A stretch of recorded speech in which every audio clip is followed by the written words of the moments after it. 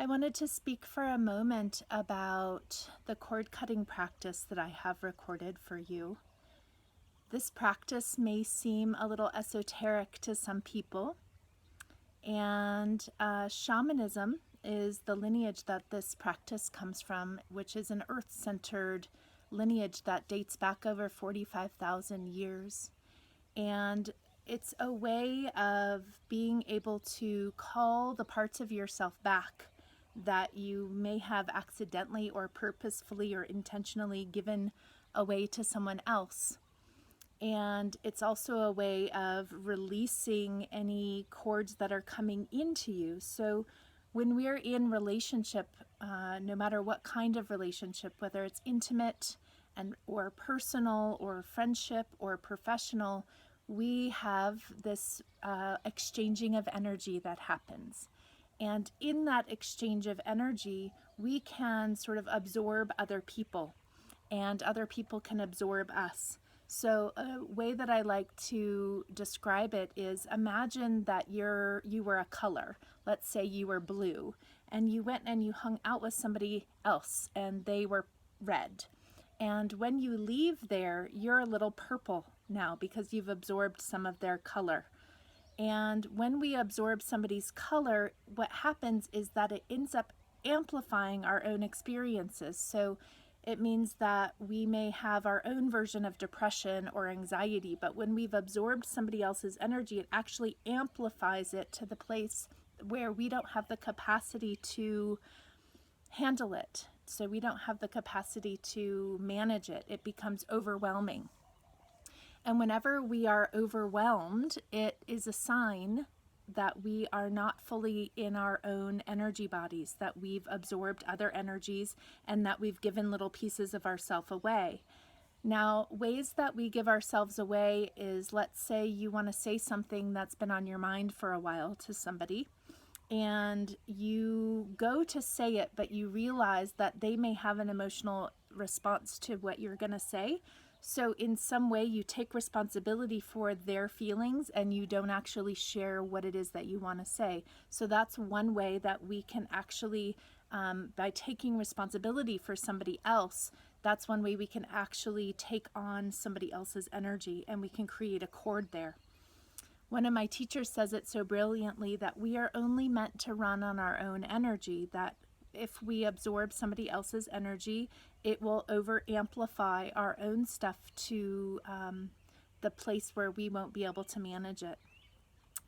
So as we're doing this cord cutting practice, as we're doing this forgiveness practice, as we're inviting ourselves to come more fully into our body, as we release any cords and contracts that we've made with other people, we're doing this. Some of it may seem a little esoteric. Some of it may seem like, what is energy?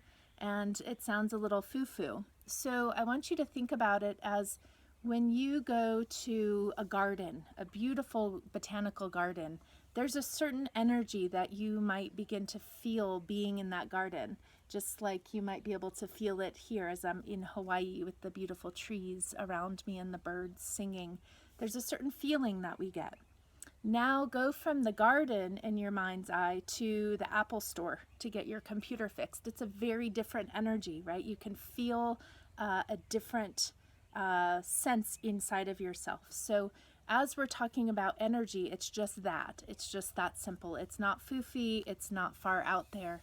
So the other thing that I would want to share with you is that as we're doing the practice, I might talk about your energy body. So in many cultures around the world, it's known that we have our physical body, we have our spirit body, and then we have our energy body or our etheric body. And so it's sort of like a sheath that's around us, because everything is energy, everything is vibrational. So this energy body oftentimes is just a little bit around our physical form.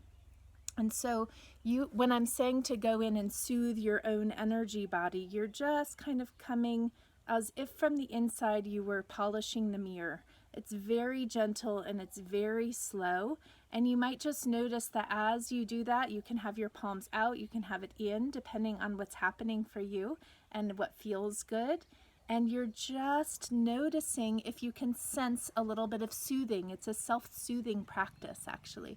And it's not on the skin, because that's a very different, that's actually touching the physical body. So we want to soothe the energy body, because when we absorb other people's energies and when we have cords going out or coming into us, we actually want to create the soothing of any holes that may happen in the energetic field. And the holes happen when we have unresolved contracts with other people, whether from this life or past lives or other lives.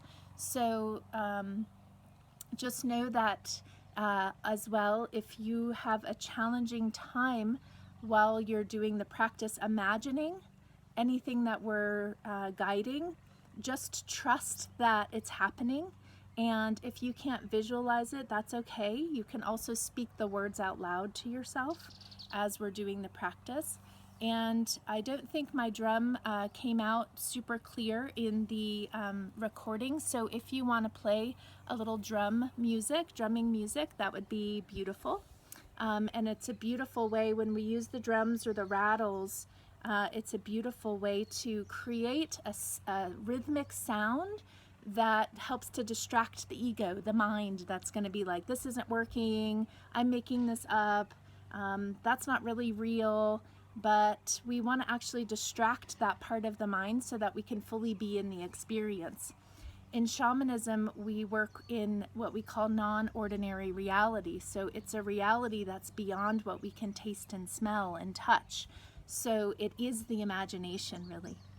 So I invite you to allow your imagination to run and do the practice a few times, and just notice what happens inside of yourself, even if it's just you're deeply relaxed, and notice the results that may happen afterwards. Like you might notice that you react or respond differently in those relationships, especially if you're specifically working with one relationship around releasing that cord.